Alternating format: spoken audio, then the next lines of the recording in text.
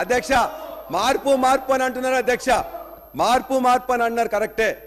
మేమేమనుకుంటున్నాం, మొన్ననే అగ్రికల్చర్ యూనివర్సిటీలో విద్యార్థులందరి మీద కూడా మొత్తం మీద కూడా వాళ్ళు ఏమన్నారు, 100 ఎకరాలు భూమి కేటాయిస్తున్నట్టే పర్వాలేదు, 100 ఎకరాలు కేటాయిస్తున్నంటే మెడిసినల్ ప్లాంట్స్ ఉన్నాయి కాబట్టి కొద్దిగా ఇది కాకుండా వేరే దగ్గర కేటాయించండి అని చెప్పితే అక్కడ మొత్తం కూడా వాళ్ళందరినీ కూడా సిగబెట్టి మొత్తం కూడా పోలీసు వాళ్ళు గుంజుకుపోయినారు. మీరు అందరు కూడా చూశారు.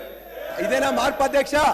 అదే కాదు, ఉస్మానియా యూనివర్సిటీలో కాంగ్రెస్ నాయకులు పోదామంటే ఆడ విద్యార్థులందరినీ కూడా ముందస్తు అరెస్ట్ చేసిండ్రు. అదేనా మార్పు అధ్యక్ష? ఇవాళ అదే విధంగా విద్యార్థులు ఇవాళ మీరు ఏమన్నారు, ప్రగతి భవన్ కంచెలు పగలగొట్టినమన్నారు. ప్రగతి భవన్ కంచెలు పగలగొట్టినారు, వాస్తవమే, కంచె కూడా తీసేసిండ్రు.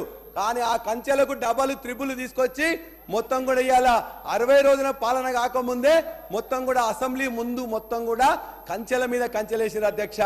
పోలీసులు ఇంత ముందు 1000 మంది ఉంటే ఇలా 3000 మంది పోలీసులు పెట్టిండ్రు.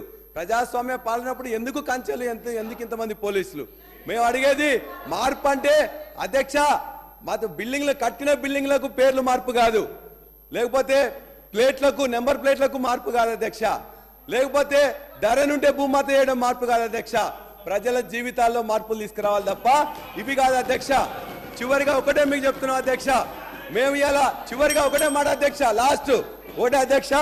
ఇవాళ నిన్ననే కాలేజీ గురించి పదే వారిని చెప్తూ అనేక అబద్ధాలు కూడా వారు చెప్తున్నారు.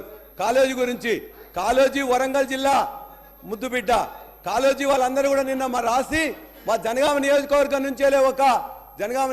నుంచే ఒక పెద్ద మనిషి వాడు పంపించిండు. ఎందుకంటే మీరు రాసిన తర్వాత చూసిన తర్వాత ఆయన కూడా చిన్న కవి. చివరిగా ఆయన చెప్పిండు, అధికారం వచ్చిందని అహంకారపడుతున్నారు, ప్రాజెక్టుల హక్కులన్నీ పరాయిలకు ఇచ్చిండ్రు, ఇదేనా మార్పు అంటే అంతెత్తున దూకుతున్నారు, తిట్ల పురాణం పెట్టి తిక్క చేస్తున్నారు. విన్నావా కాలోజీ కాంగ్రెస్ పాఠం, మొదటికే మోసం తెచ్చిన మొండి చేయి వాటం. జై తెలంగాణ. శ్రీ పాయల్ శంకర్ గారు.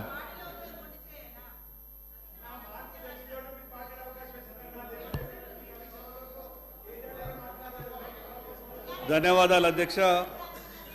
పాయల్ శంకర్ గారు, ఆదే శ్రీనివాస్ గారు, ఒక్క నిమిషం. అధ్యక్ష, మార్పు అంటారు కదా, మార్పు ఈ ప్రభుత్వం ప్రజలు చేయడం వల్లనే, నియంత్రిత పరిపాలన తెగించడం వల్లనే ఈరోజు పల్లె